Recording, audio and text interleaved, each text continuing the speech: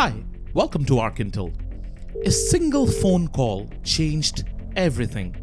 Donald Trump and Vladimir Putin, two world leaders, one conversation, in a geopolitical shift nobody was prepared for.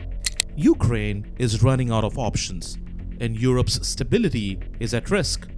While missiles and tanks dominate the battlefield, the real war is always economics.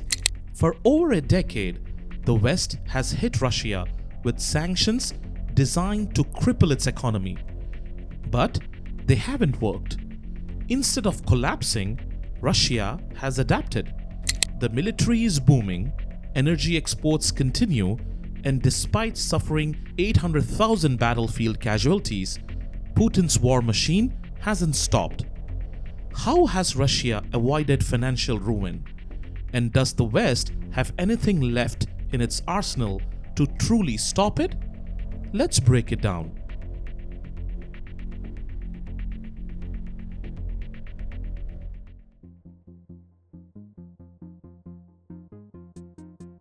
Russia's financial survival rests on two critical foundations: energy exports and the war industry.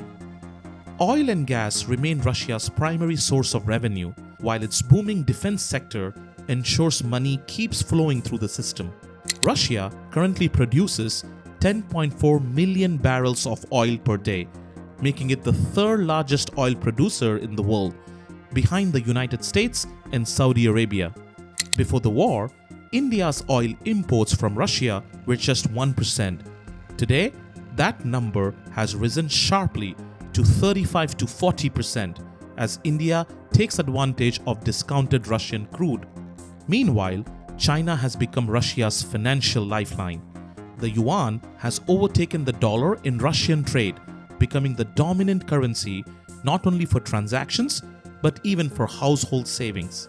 But Russia's most dramatic economic shift has been in natural gas exports.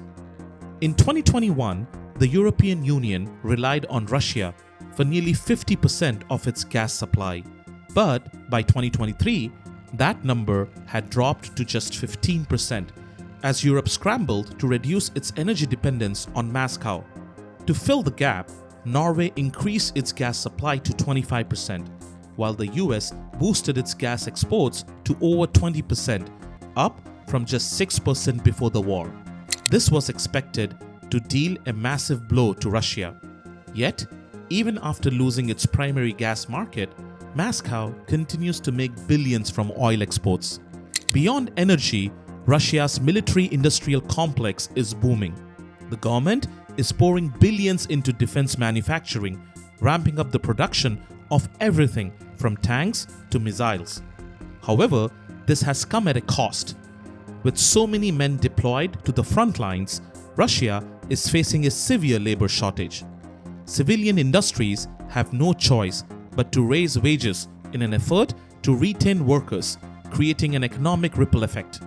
This has fueled rising demand, economic overheating, and soaring inflation, a growing challenge for Russia's economy. Russia's economy is overheating. Inflation spiked in 2022, forcing the Russian central bank to take drastic measures. Interest rates skyrocketed to 21%, one of the highest in the world. This briefly stabilized inflation, but since mid-2023, prices have been rising again, putting renewed pressure on businesses and consumers. Private companies outside the defense sector are struggling. Borrowing has become nearly impossible due to high interest rates, forcing many businesses to scale back.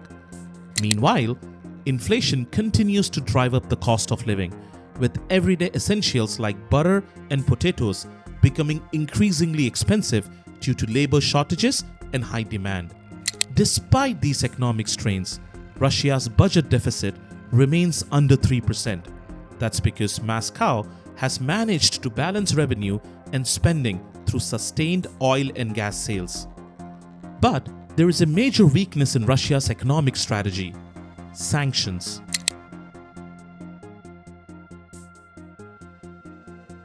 Energy has kept Russia's economy afloat, but it is also its greatest vulnerability. The Kremlin's survival depends on oil exports, but there's a catch. Western sanctions limit Russian oil sales above $60 per barrel. To bypass these restrictions, Russia has built a shadow fleet of oil tankers, an illicit network designed to smuggle crude and evade sanctions. But the US is fighting back. The Biden administration had imposed new sanctions targeting this fleet, along with major Russian oil giants. These measures were aimed to cut off Russia's ability to fund its war. But that hasn't fully worked so far. And the question is, will it still work? That depends on China and India. If either country reduces its imports of Russian oil, it could deal a major financial blow to Moscow. However, as long as they continue buying, Western sanctions will have a limited impact on Russia's war economy.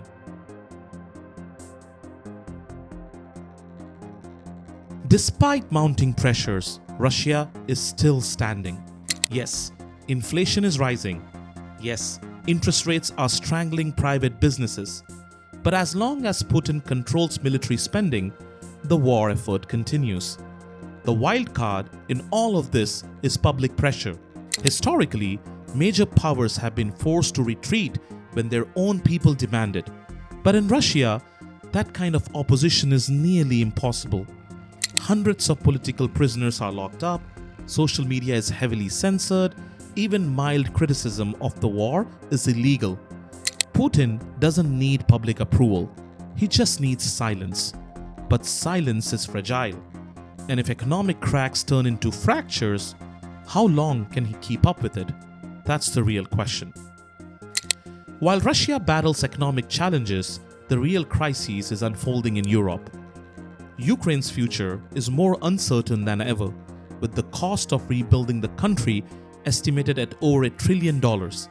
For decades, the United States has been the backbone of European security, ensuring military and financial support.